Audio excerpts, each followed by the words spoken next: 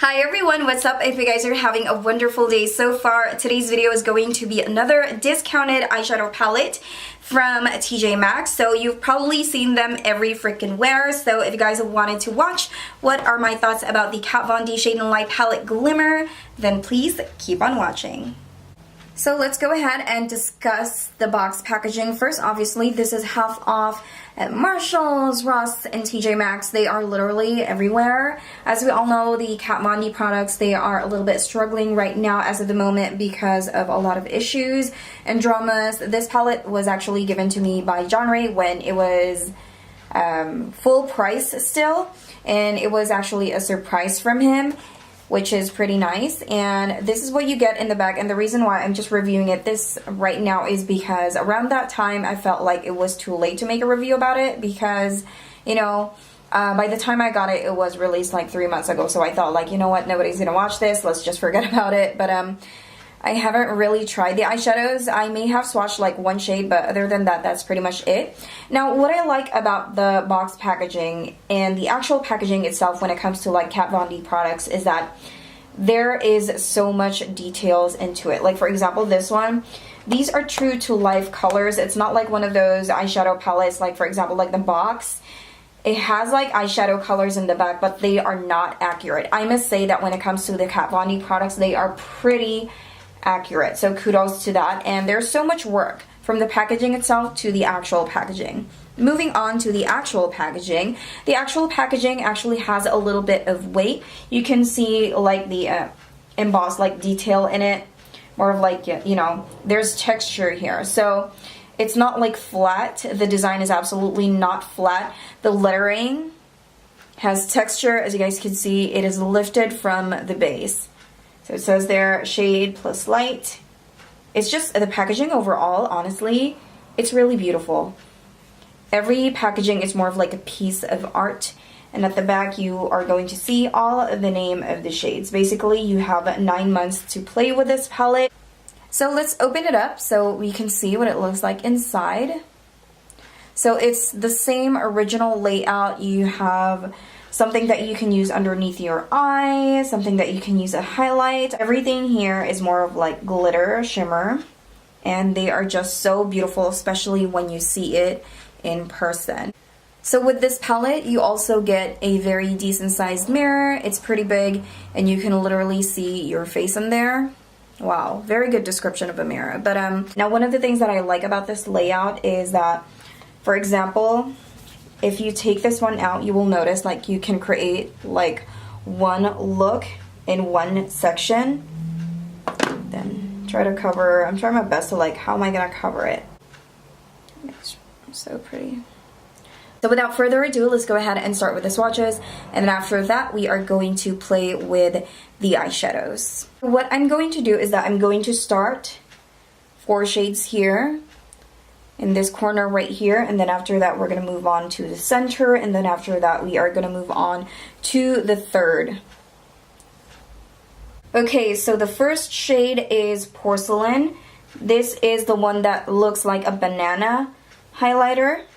You can use it under your eyes, or you can use it as an overall, you know, wash color. It has more of like a satin finish in my opinion, but from far away it kind of looks matte. Now the next shade that we have is called Copper.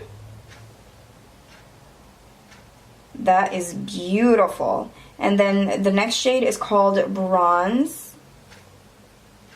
And then the next shade is called Sterling.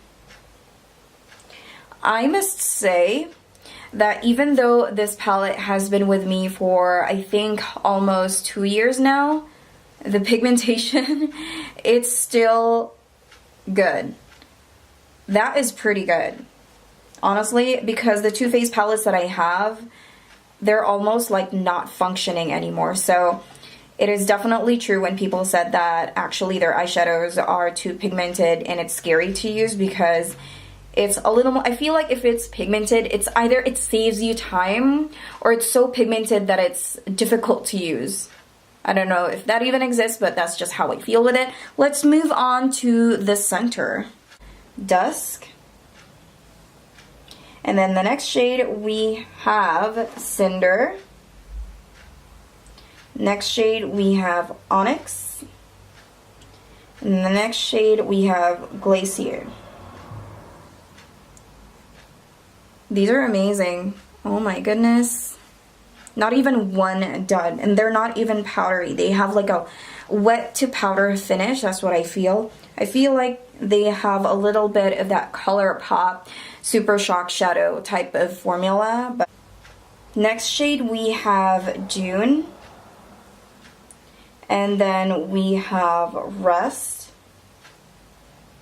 And then we have Jasper. And next we have Quartz. I am just really blown away right now. I can't even explain to you guys. It's just, wow.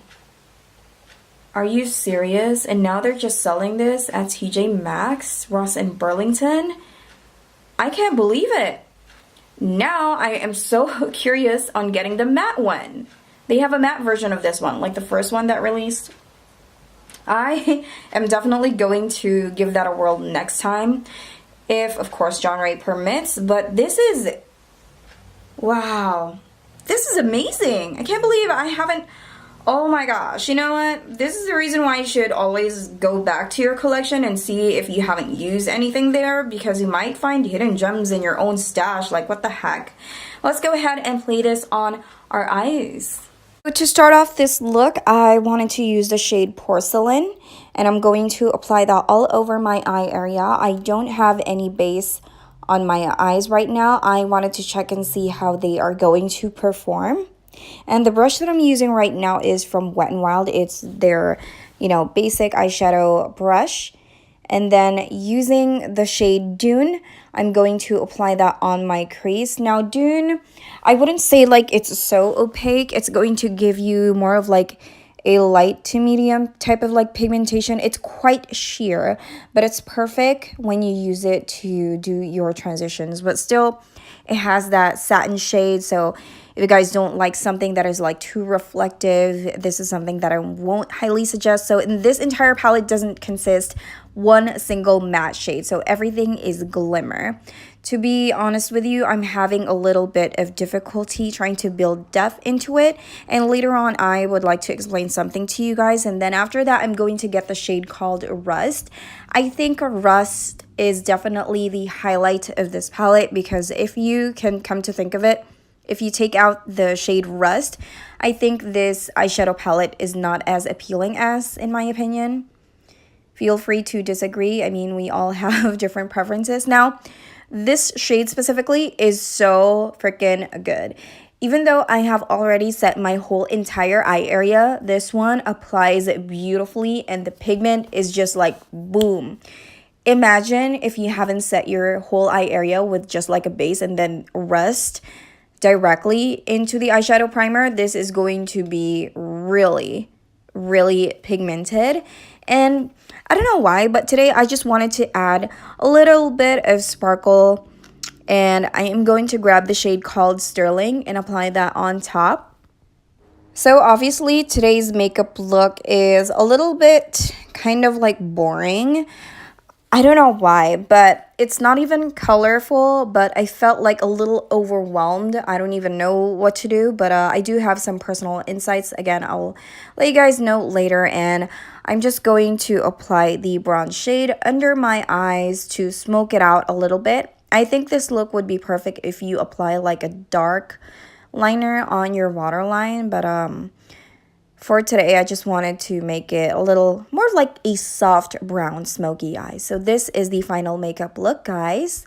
It is so hot today. I'm literally like, seriously, I'm turning into chicharrones right now as we speak.